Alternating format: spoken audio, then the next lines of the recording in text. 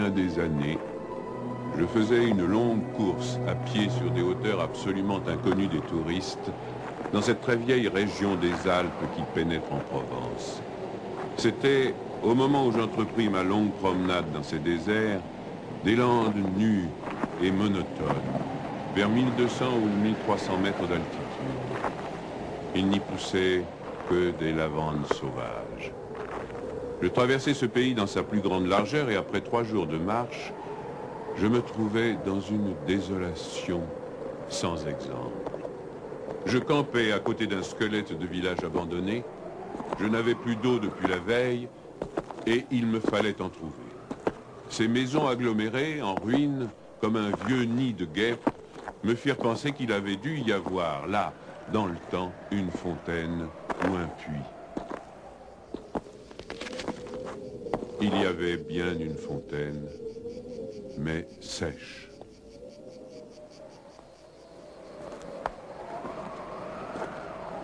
Les 5 à 6 maisons, sans toiture, rongées de vent et de pluie, la petite chapelle au clocher écroulé, étaient rangées comme le sont les maisons et les chapelles dans les villages vivants, mais toute la vie avait disparu. C'était un beau jour de juin, avec un grand soleil, mais sur ces terres sans abri et hautes dans le ciel, le vent soufflait avec une brutalité insupportable. Ces grondements dans les carcasses des maisons étaient ceux d'un fauve dérangé dans son repas. Il me fallut lever le camp.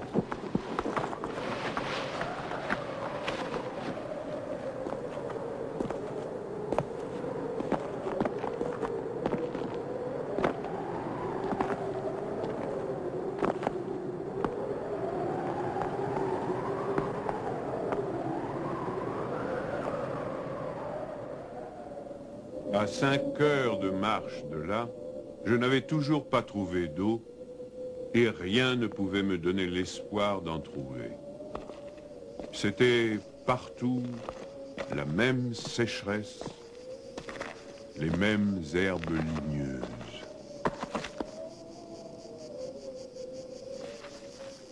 Il me sembla apercevoir, dans le lointain, une petite silhouette noire, debout. Je la pris pour le tronc d'un arbre solitaire. À tout hasard, je me dirigeai vers elle. C'était un berger. Une trentaine de moutons, couchés sur la terre brûlante, se reposaient près de lui. Il me fit boire à sa gourde. Un peu plus tard, il me conduisit à sa bergerie, dans une ondulation du plateau. Il tirait son eau, excellente, d'un trou naturel très profond, au-dessus duquel il avait installé un treuil rudimentaire. Cet homme parlait peu, c'est le fait des solitaires, mais on le sentait sûr de lui et confiant dans cette assurance. C'était insolite dans ce pays dépouillé de tout. Il n'habitait pas une cabane, mais une vraie maison en pierre, où l'on voyait très bien comment son travail personnel avait rapiécé la ruine qu'il avait trouvée là, à son arrivée. Son toit était solide et étanche. Le vent qui le frappait faisait sur les tuiles le bruit de la mer sur les plages. Son ménage était en ordre, son parquet balayé, son fusil graissé. La soupe bouillait sur le feu. Je remarquai alors qu'il était aussi rasé de frais, que tous ses boutons étaient solidement cousus, que ses vêtements étaient reprisés avec le soin minutieux qui rend les reprises invisibles.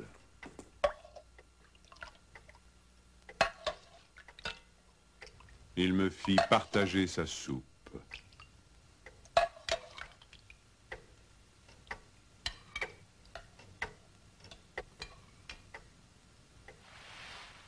Comme après, je lui offrais ma blague à tabac, il me dit qu'il ne fumait pas. Son chien, silencieux comme lui, était bienveillant, sans bassesse.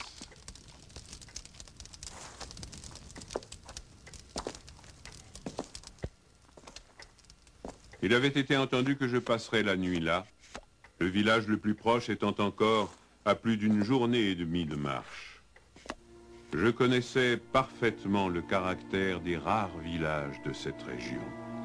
Il y en a 4 ou 5, dispersés, loin les uns des autres, sur les flancs de ces hauteurs, dans les taillis de chênes blancs, à la toute extrémité des routes carrossables. Ils sont habités par des bûcherons qui font du charbon de bois. Ce sont des endroits où l'on vit mal. Les familles, serrées les unes contre les autres, dans ce climat qui est d'une rudesse excessive, aussi bien l'été que l'hiver, exaspèrent leur égoïsme en vase clos. L'ambition irraisonnée s'y démesure. Dans le désir continu de s'échapper de cet endroit, les hommes vont porter leur charbon à la ville, puis retournent. Les plus solides qualités craquent sous cette perpétuelle douche écossaise. Les femmes mijotent des rancœurs. Il y a concurrence sur tout, aussi bien pour la vente du charbon de bois que pour le banc à l'église, pour les vertus qui se combattent entre elles, pour les vices qui se combattent entre eux, et pour la mêlée générale des vices et des vertus sans repos. Par là-dessus, le vent également sans repos irrite les nerfs. Il y a des épidémies de suicide et de nombreux cas de folie, presque toujours meurtrières.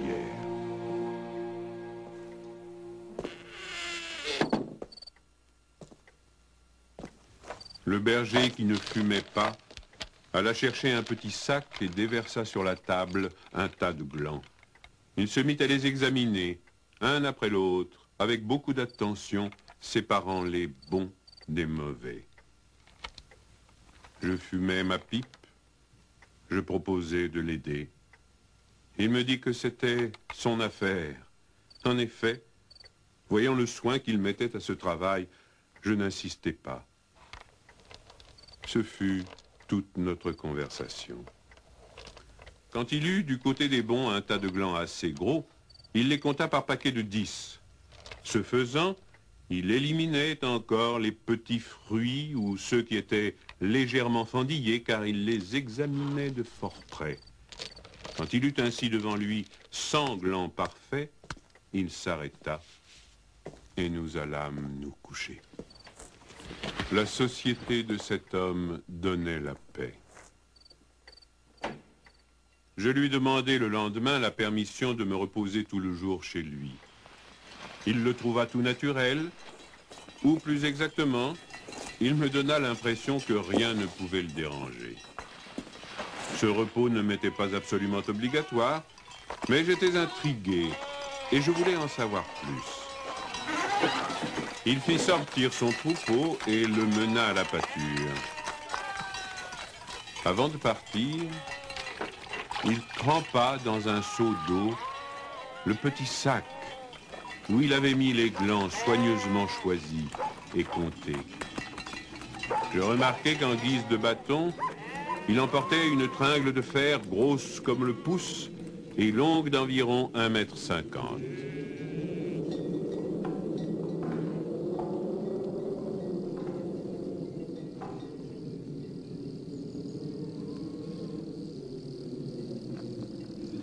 Je fis celui qui se promène en se reposant, et je suivis une route parallèle à la sienne. La pâture de ces bêtes était dans un fond de combe. Il laissa le petit troupeau à la garde du chien et monta vers l'endroit où je me tenais. J'eus peur qu'il vînt pour me reprocher mon indiscrétion, mais pas du tout. C'était sa route, et il m'invita à l'accompagner si je n'avais rien de mieux à faire. Il allait à 200 mètres de là, sur la hauteur.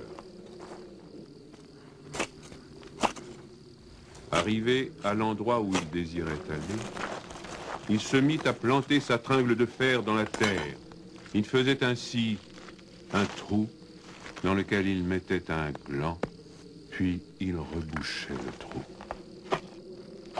Il plantait des chênes. Je lui demandai si la terre lui appartenait. Il me répondit que non, Savait-il à qui elle était? Il ne savait pas. Il supposait que c'était une terre communale ou peut-être était-elle la propriété de gens qui ne s'en souciaient pas. Lui ne se souciait pas de connaître les propriétaires. Il planta ainsi ses sanglants avec un soin extrême.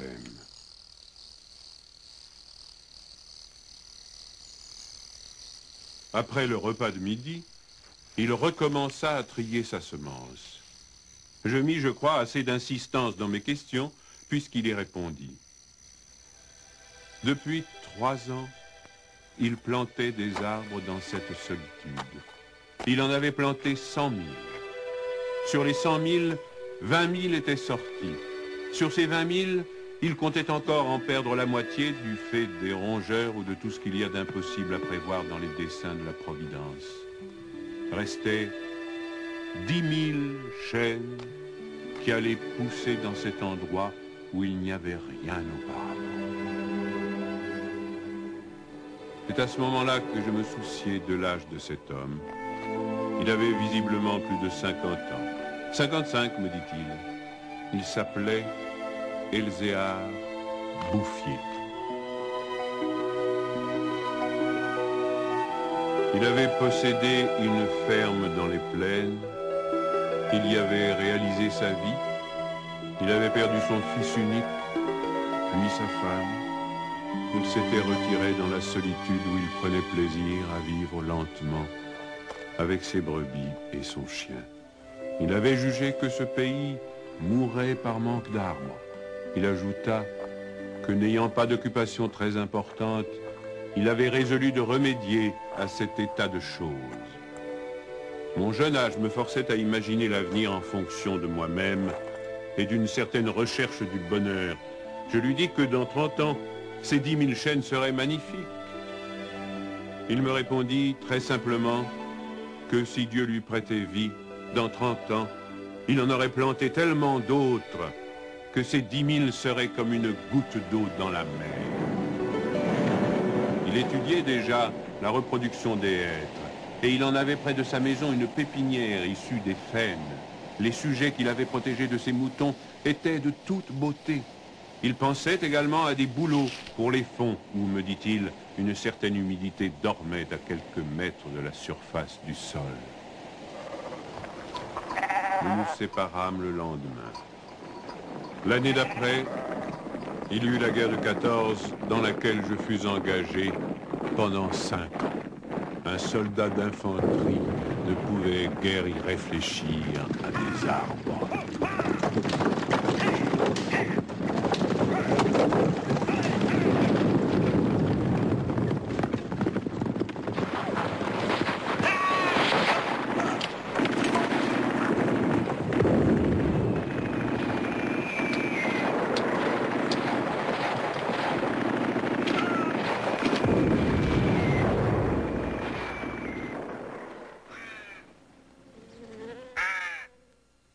Sorti de la guerre, je me trouvais à la tête d'une prime de démobilisation minuscule, mais avec le grand désir de respirer un peu d'air pur.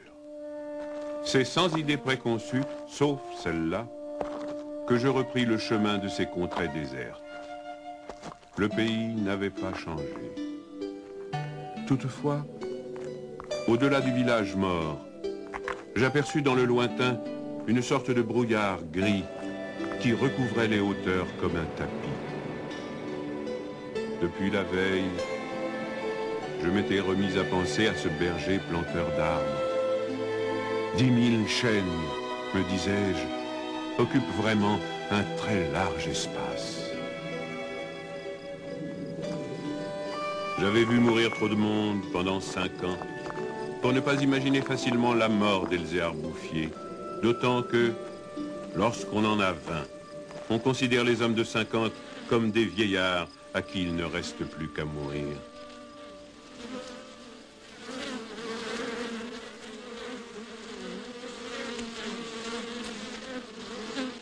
Il n'était pas mort.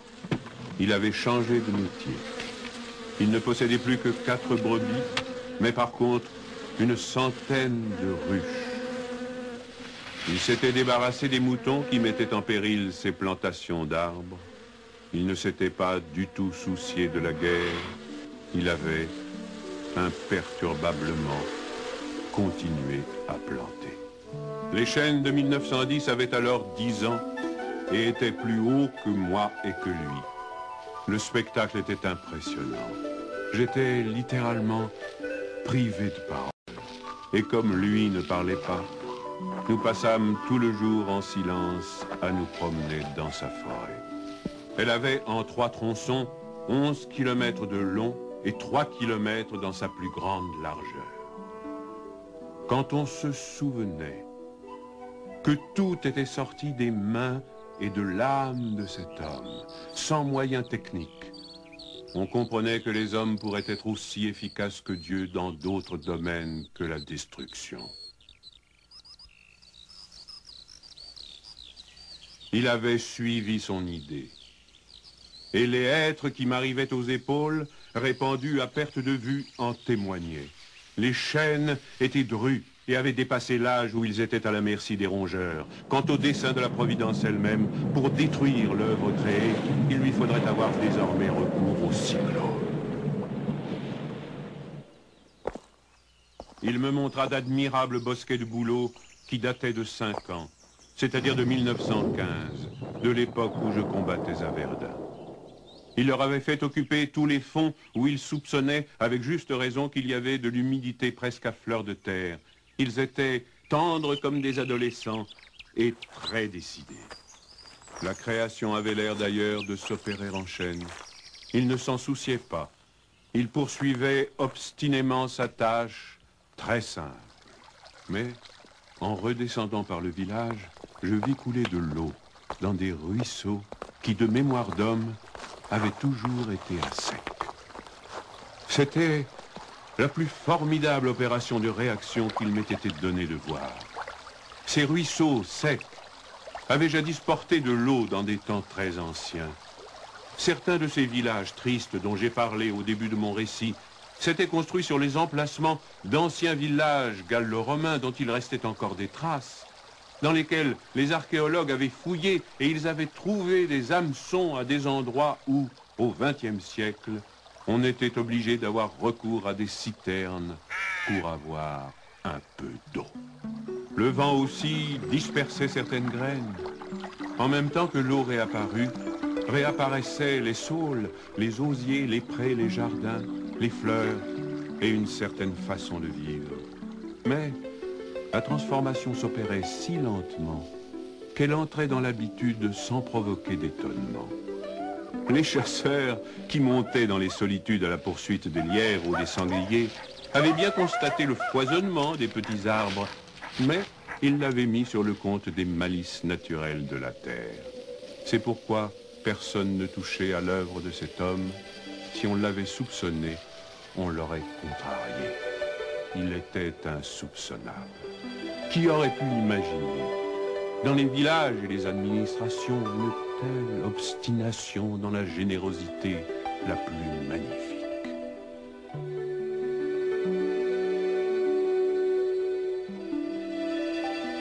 À partir de 1920, je ne suis jamais resté plus d'1 an sans rendre visite à Elzéar Bouffier. Je ne l'ai jamais vu fléchir ni douter. Et pourtant, Dieu sait si Dieu même y pousse. Je n'ai pas fait le compte de ses déboires. On imagine bien cependant que pour une réussite semblable, il a fallu vaincre l'adversité. Que pour assurer la victoire d'une telle passion, il a fallu lutter avec le désespoir. Pour avoir une idée à peu près exacte de ce caractère exceptionnel, il ne faut pas oublier qu'il s'exerçait dans une solitude totale. Si totale que, vers la fin de sa vie, il avait perdu l'habitude de parler. Ou peut-être n'en voyait-il pas la nécessité. En 1933, il reçut la visite d'un garde forestier éberlu. Ce fonctionnaire lui intima l'ordre de ne pas faire de feu dehors, de peur de mettre en danger la croissance de cette forêt naturelle. C'était la première fois, lui dit cet homme naïf, qu'on voyait une forêt poussait toute seule. En 1935, une véritable délégation administrative vint examiner la forêt naturelle. Il y avait un grand personnage des eaux et forêts, un député, des techniciens. On prononça beaucoup de paroles inutiles, on décida de faire quelque chose et, heureusement, on ne fit rien. Sinon, la seule chose utile, mettre la forêt sous la sauvegarde de l'État et interdire qu'on vienne y charbonner. Car il était impossible de n'être pas subjugué par la beauté de ces jeunes arbres en pleine santé. Et elle exerça son pouvoir de séduction sur le député lui-même.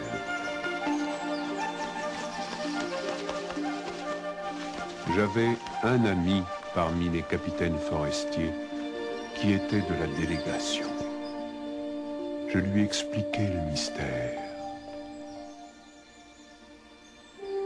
Un jour de la semaine d'après, nous allâmes tous les deux à la recherche d'Elzéar Bouffier.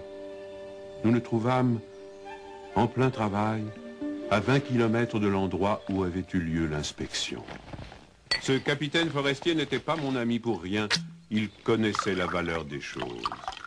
J'offris les quelques œufs que j'avais apportés en présent. Nous partageâmes notre casse-croûte en trois, et quelques heures passèrent dans la contemplation muette du paysage. Le côté d'où nous venions était couvert d'arbres de 6 à 7 mètres de haut. Je me souvenais de l'aspect du pays en 1913, le désert. Le travail paisible et régulier, l'air vif des hauteurs, la frugalité et surtout la sérénité de l'âme avaient donné à ce vieillard une santé presque solennelle. C'était un athlète de Dieu. Je me demandais combien d'hectares il allait encore couvrir d'arbres. Avant de partir, mon ami fit simplement une brève suggestion à propos de certaines essences auxquelles le terrain d'ici paraissait devoir convenir. Il n'insista pas. Pour la bonne raison, me dit-il après, que ce bonhomme en sait plus que moi. Au bout d'une heure de marche, l'idée ayant fait son chemin en lui, il ajouta « Il en sait beaucoup plus que tout le monde. Il a trouvé un fameux moyen d'être heureux. » C'est grâce à ce capitaine que non seulement la forêt, mais le bonheur de cet homme furent protégés. L'œuvre ne courut un risque grave que pendant la guerre de 1939. Les automobiles marchant alors au gazogène, on n'avait jamais assez de bois. On commença à faire des coupes dans les chênes de 1910, mais ces quartiers sont si loin de tout réseau routier que l'entreprise se révéla très mauvaise au point de vue financier. On l'abandonna.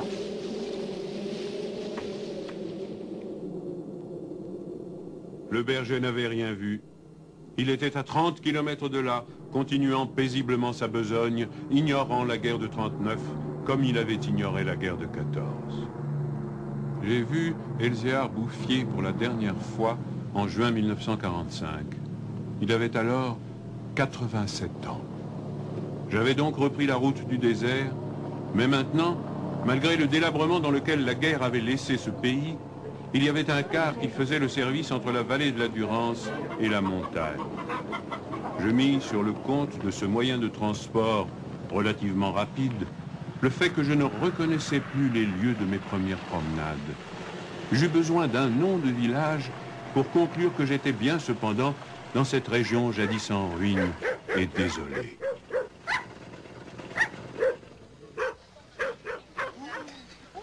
Le car me débarqua à Vergaux. En 1913, ce hameau de 10 à 12 maisons avait 3 habitants. Ils étaient sauvages, se détestaient, vivaient de chasse au piège. Leurs conditions étaient sans espoir. Tout était changé. L'air lui-même. Au lieu des bourrasques sèches et brutales qui m'accueillaient jadis, soufflait une brise souple, chargée d'odeurs. Un bruit semblable à celui de l'eau venait des hauteurs. C'était celui du vent dans les forêts. Enfin, chose plus étonnante, j'entendis le vrai bruit de l'eau coulant dans un bassin. Je vis qu'on avait fait une fontaine, qu'elle était abondante, et ce qui me toucha le plus, on avait planté près d'elle un tilleul, symbole incontestable d'une résurrection.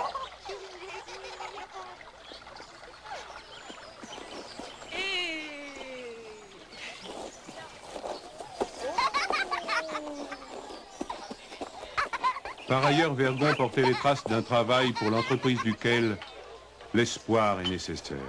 L'espoir était donc revenu. On avait déblayé les ruines, abattu les pans de murs délabrés. Les maisons neuves, crépies de frais, étaient entourées de jardins potagers où poussaient, mélangés mais alignés, les légumes et les fleurs, les choux et les rosiers, les poireaux et les gueules de loup, les céleris et les anémones. C'était désormais un endroit où l'on avait envie d'habiter. À partir de là, je fis mon chemin à pied. La guerre dont nous sortions à peine n'avait pas permis l'épanouissement complet de la vie, mais Lazare était hors du tombeau. Sur les flancs abaissés de la montagne, je voyais de petits champs d'orge et de seigle en herbe. Au fond des étroites vallées, quelques prairies verdissaient.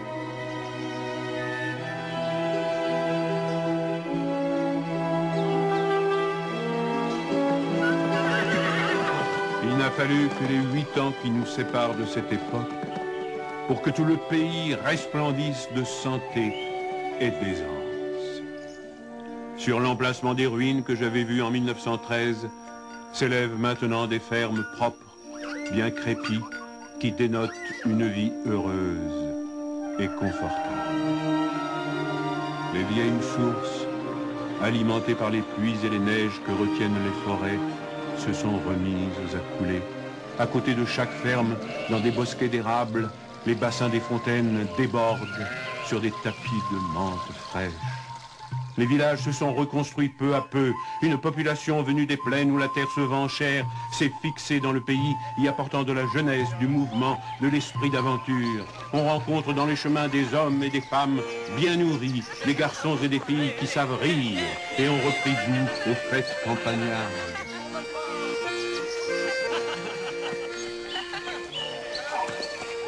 Si on compte l'ancienne population, méconnaissable depuis qu'elle vit avec douceur, et les nouveaux venus, plus de 10 000 personnes doivent leur bonheur à Elzéar Bouffier.